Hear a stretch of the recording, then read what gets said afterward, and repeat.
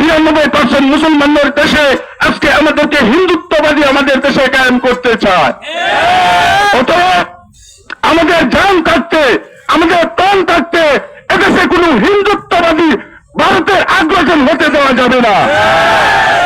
ISKCON নামে যে সন্ত্রাস, যে উগ্রবাদ এদেশে আবির্ভাব হয়েছে, তাকে আমি আমাদের অন্তর্বর্তী সরকারের কাছে আমরা অনুরোধ জানাই, অচিরেই তাকে যেন ফাঁসির কাস্টে জুড়ে মৃত্যুবরণ দিতে হয়। অতএব সম্মানিত উপস্থিতি, আমরা একটা মুসলমান পরবর্তী ডাক দেওয়ার সাথে সাথে যেন আমরা ঘরে বসে না থাকি। দীর্ঘ 70 বছর এই আওয়ামী ফেসিবাদ সরকার আমাদের উপর অত্যাচার, জুলুম, নির্যাতন করেছে। তার ধারাবাহিকতায় আজকে এই আওয়ামী লীগের জুলুমবাজরা আজকে ইসলামের উপর ভর করে এই দেশকে তারা আবার পায়তারা করছে যেন এই দেশটাকে দখল করা যায়।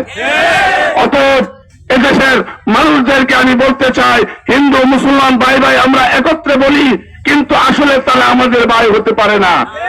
হিন্দুদের মন্দির আমরা পাহারা দিয়েছি, কিন্তু এটার কোন অনুদান তারা আমাদেরকে দেয় নাই। আমাদের একটি ভাইকে তারা জনসম্মুখে কুপিয়ে হত্যা করেছে।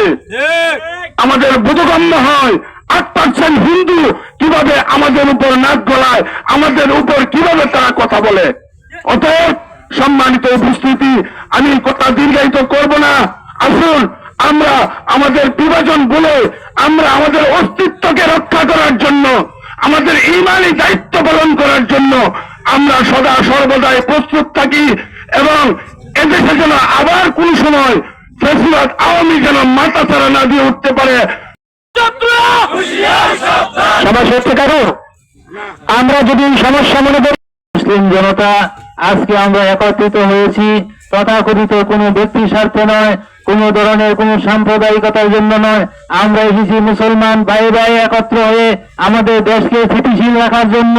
সকল সকল সদস্যরা একটি শান্তিপূর্ণ দেশে বসবাস করার জন্য আমরা একটি শান্তিপূর্ণ প্রতিবাদ মিছিলে একত্রিত হয়েছি। দেখা যাচ্ছে আমাদের দেশকে অস্থিতিশীল করার জন্য একটা মহল পায়তারা করছে, অস্থিতিশীল করার জন্য আমাদের মুসলিম ভাইদেরকে দিবালোকে হত্যা করছে, আমাদের মসজিদগুলিতে আমাদের ধর্মের উপরে আঘাত আনছে। আজকে সমস্ত মুসলিম ভাইয়ের আমার, আমরা যে নিশ্চয় বসে থাকি, এই ঘটনা এখানে বসে থাকবে না। আমাদেরকে একদিন এই দেশ থেকে মুসলমান নাম নিয়ে ওই আরাকানি মুসলিমদের মতো ভাবতে হবে। যদি আমরা আমাদের অস্তিত্বকে বজায় রাখতে চাই, তাই অবশ্যই এখন থেকে সজাগ হতে হবে। আপনারা জানেন না আমাদেরকে নিয়ে, মুসলমানদেরকে নিয়ে সারা বিশ্বব্যাপী কিভাবে ষড়যন্ত্র হচ্ছে, কিভাবে আজকে ফিলিস্তিনের মুসলমানদেরকে মার খাইতে হচ্ছে। অনুরোধ, এই সংগঠন অবশ্যই নিষিদ্ধ করতে হবে। এটা একটা সংগঠন, এটা একটা অবৈধ সংগঠন, এই নামে আর এই দেশে কার্যকলাপ করতে দেওয়া হবে না। সুতরাং আপনাদের কাছে আহ্বান রেখে আল্লাহ তাআলার কাছে আমাদের সাহায্য চেয়ে এখানে আমি আমার বক্তব্য শেষ করছি। আমরা যদি মনে করি যে আমি দোকানে আছি, দোকানদারি করি, আরেকজন আমরা আমাদের মুসলমান যারা আছেন, যে যাই কিছু করেন না কেন, কমপক্ষে মিছিলের শরীক হওয়ার জন্য।